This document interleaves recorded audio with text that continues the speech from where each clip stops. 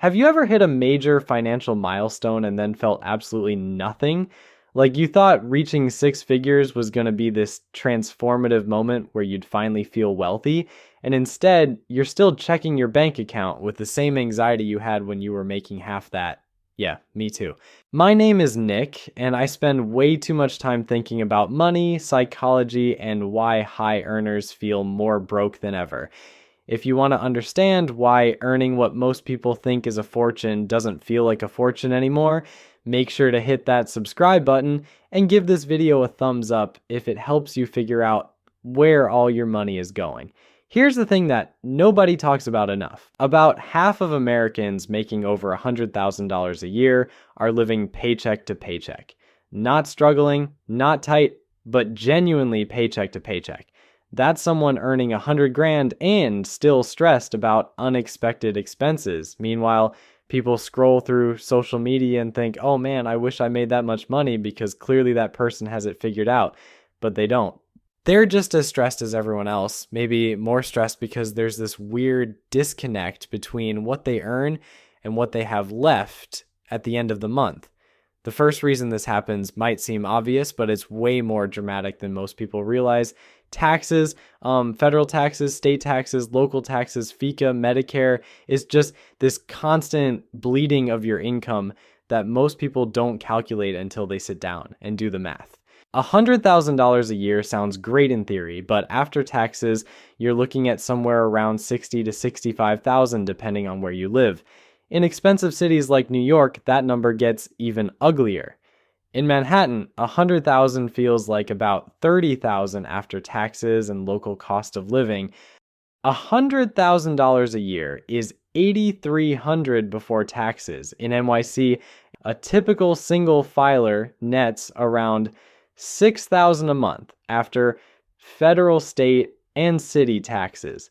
The thing nobody tells you is that the jump to six figures doesn't feel like getting 40% more money because so much of that extra income goes straight to taxes. You see six figures and you think, wow, that's incredible.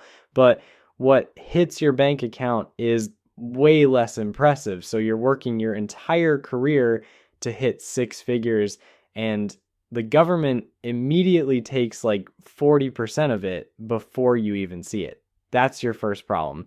But let me paint you a realistic picture of what life looks like living on 100,000 in a major city, because the numbers get really depressing really fast. You get an apartment in a safe neighborhood, you need at least $2,000 to $3,500 a month for that. That's immediately consuming almost half your after-tax income if you're taking home $6,000 a month. You know, health insurance through your employer is probably another $400 to $800 monthly. If you went to college, especially if you got a graduate degree like a law degree or an MBA, your student loans are probably costing you somewhere between $800 and $2,000 a month. That's not an exaggeration. That's what people are paying. Then there's childcare if you have kids, and oh boy, that's another $1,500 to $3,000 a month depending on where you live. Just childcare alone. Your transportation costs, whether you have a car or you're using public transportation and rideshare, that's probably another $150 to $300. Groceries because you need to eat, $400 to $600 in an expensive city. Utilities and internet, $200 to $300. Phone service, $100 to $150. You go out to eat occasionally, not even crazy expensive, just normal restaurants. That's another $400 to $600 a month. Car insurance, if you have a car, that's $150 to $300. Renters or homeowners insurance, another $20 to $50. And if you're smart, you're trying to save something for emergencies. So maybe $300 to $500 a month going into savings. Let me add that all up real quick. We're looking at somewhere between $6,000 and $7,500 per month in expenses, but you only take home around $6,000 after taxes. That means you're potentially in deficit every single month. Despite making 100 grand a year, you're losing money. And that explains why about half of high earners are living paycheck to paycheck. The math literally doesn't work. It's not that they're bad with money or that they're making poor choices. It's that housing costs, transportation costs, healthcare costs, education costs, all the big structural expenses of modern life have spiraled so far out of control that $100,000 just doesn't go as far as it used to. Inflation is another massive piece of this puzzle. $100,000 today has way less purchasing power than it did even 10 years ago. You'd need to make about $132,000 today to have the same purchasing power that $100,000 had a decade ago. Go back 20 years and $100,000 had the purchasing power of roughly $175,000 today. So even though you're hitting this number that felt impossible when you were younger, it represents way less financial security than it should. And it keeps getting worse because inflation never stops. Salaries never quite keep pace with it. And suddenly the goalpost that you hit still feels like you're behind. Then there's something called lifestyle creep or lifestyle inflation. And this is honestly the silent killer for high earners. Here's how it works. You're making $80,000 and you're doing okay. You're managing. Then you get a raise to $100,000 and you think, great, now I can finally upgrade my lifestyle. So you get a nicer apartment, you lease a luxury car instead of driving your reliable used Honda. You start eating out more because you've earned it. You upgrade all your subscriptions, you start taking more expensive vacations. And each individual upgrade seems reasonable. Like, all right, none of these decisions feel irresponsible in the moment because you're making six figures now. You deserve nice things, right? But here's the problem. Those upgrades don't go away. Once you lock yourself into a higher standard of living, it's incredibly hard to go backwards. That $3,000 a month apartment becomes your baseline. The luxury car payments become your baseline. The expensive restaurants become your baseline. And suddenly your entire mental budgeting is built around that lifestyle, which means when you get another raise, instead of having more money to save or invest, you just upgrade everything again. You move to a $4,000 apartment, you get an even nicer car, you take trips to Europe instead of weekend road trips. The extra money disappears into an ever-escalating lifestyle before you even notice it was there. And this is absolutely not a character flaw or a personal failing. We're biologically wired for this. We compare ourselves to the people around us and we want to maintain or improve our status relative to them. Research shows we're fundamentally driven by social comparison. When you make more money, you naturally want to spend more money to reflect that higher status. Social media makes this infinitely worse because you're not just comparing yourself to your neighbors anymore, you're comparing yourself to everyone on earth. You see people who seem to have it all figured out, traveling, living in amazing homes, driving luxury cars, and you think, well, I make $100,000, so I should be able to do that too. Except you don't see their student loans or their family money or the fact that they're going into debt to maintain that lifestyle. You just see the Instagram photos and you think you're failing because you're not doing that. So you start upgrading your lifestyle to keep up, and before you know it, you've completely erased any financial advantage from making more money.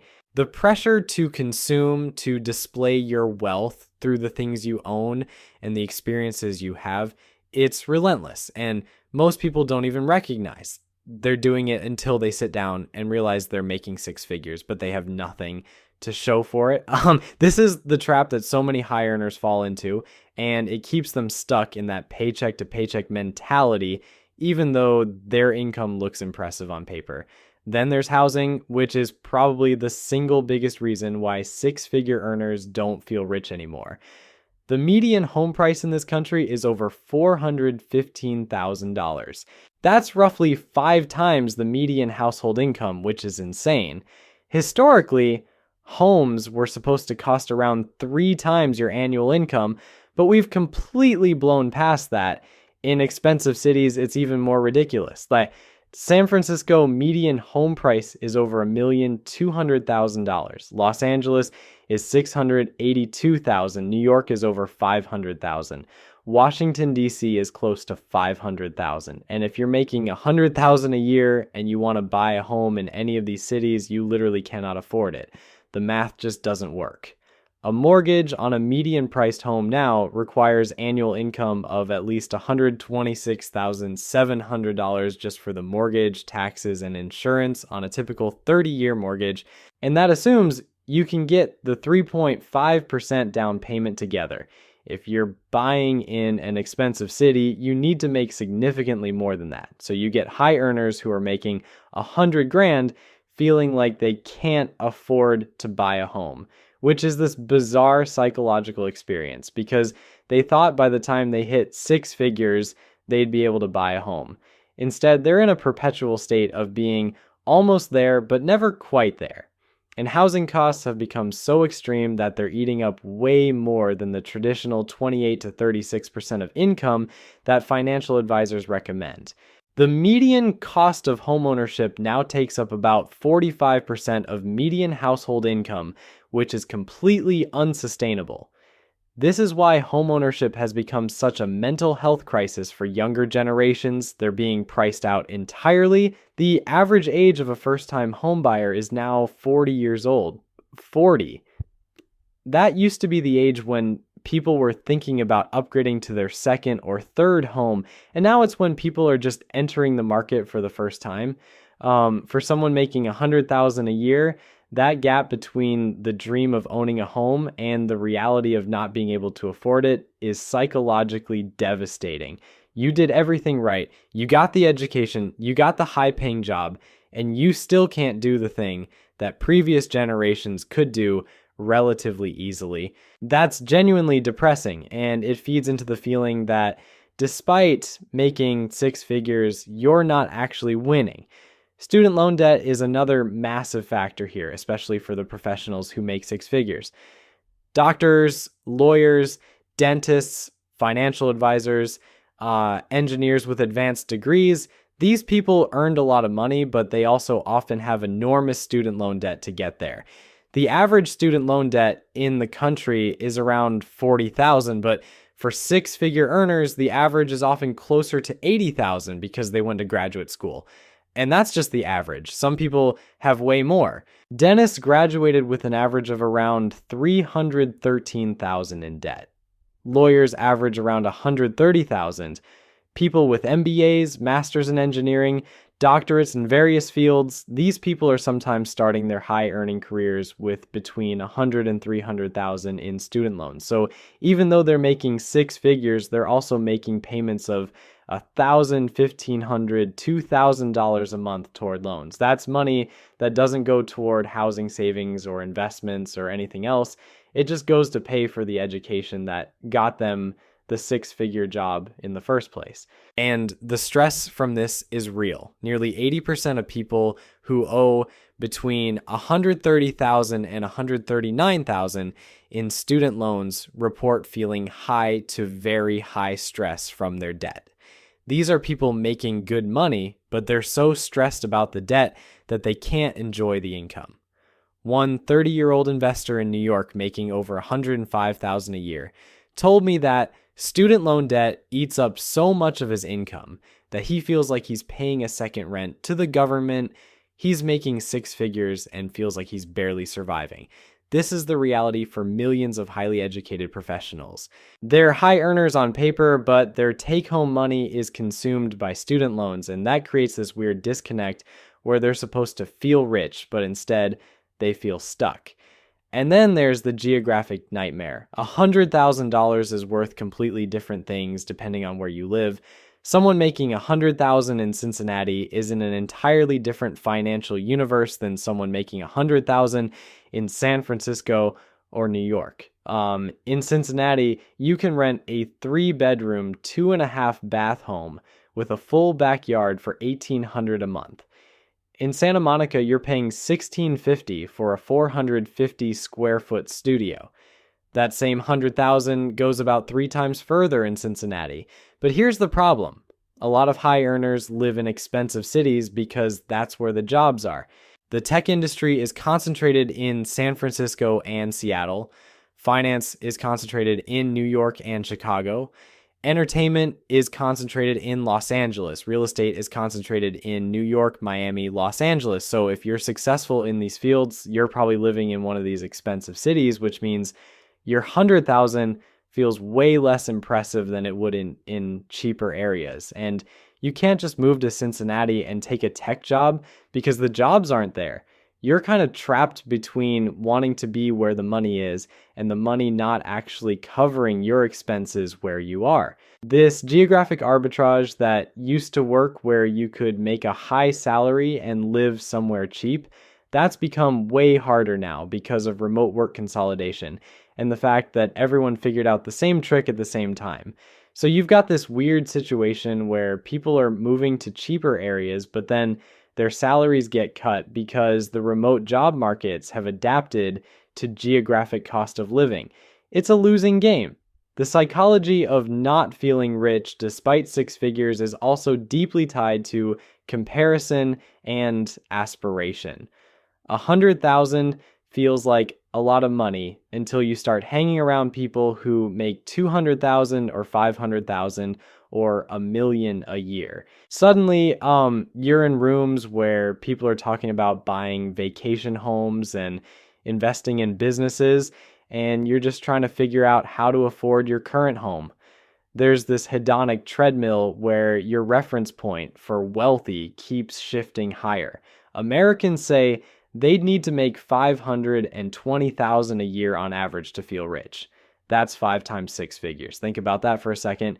People making under 50,000 said they'd need 157,000 to feel comfortable, but people making 100,000 said they'd need 246,000. The more you make, the more you think you need to feel secure. This is real and it's documented, and it explains why so many successful people feel like failures. You hit your goal and the goalposts immediately moved. You thought 100,000 was going to be the number that fixed everything, but now it just feels like entry level for a comfortable life. The gap between what you make and what you think you need keeps growing no matter how much money you earn. It's like playing a game where the finish line keeps moving further away every time you get closer to it. And there's also just the reality of what 100,000 provides in terms of lifestyle. It's not rich, it's comfortable middle class if you're smart about it, but it's not rich. Rich people aren't stressed about losing their job. Rich people don't worry about unexpected car repairs or medical bills. Rich people don't stress about whether they can afford a meal out or whether they need to check their bank account before making a purchase. You know, if you're making 100,000 and you still stress about those things, which most people do, then you're not rich. You're upper middle class, trying to feel like you've made it, while the anxiety that surrounds finances just follows you no matter how much you make. This is the real frustration for six-figure earners. They've achieved this milestone that's supposed to mean something, that's supposed to feel transformative, and instead, they're having the exact same financial anxiety they had when they were making 60 or 70,000. The number changed, but the feeling didn't. The crazy part is that if you did the work to stay disciplined, to resist lifestyle inflation, to invest consistently, to live below your means, even at a six-figure income, you could absolutely build serious wealth. The math works if you stick to it. But the pressure to upgrade your lifestyle, the comparison culture, the inflation eating away at your purchasing power, the structural costs of housing and education, the taxes consuming 40% of your income, the student loans, the geographic reality of where jobs exist, all of this conspires to make six figures feel like it's barely enough to get by. And that's the real tragedy. You made it to the goal and it didn't feel like winning. Instead, it feels like you're running faster but getting nowhere. And honestly, most six-figure earners never actually address this psychologically. They just accept that despite making 100,000, they need to make more, which sends them into this endless treadmill of trying to earn higher and higher incomes, hoping that eventually they'll reach a number that feels like enough. But if you don't address the lifestyle inflation and the psychological comparison games, no number is ever going to feel like enough. No matter if you're making 100,000 or 200,000 or 500,000, if you haven't fixed the underlying psychology around money, you're always going to feel like you need more. This is why some people making 100,000 feel rich and others feel broke. It's not actually about the income. It's about the choices and the psychology and the awareness of where money is going. The people who feel rich are the ones who consciously resist lifestyle inflation, who understand their geographic advantage or disadvantage, who've paid off their debts or are managing them strategically, who aren't comparing themselves to everyone on social media, who understand what their money is doing and where it's going. They feel rich because they're rich relative to their spending, not relative to their income. And that distinction changes everything about how they experience their financial life.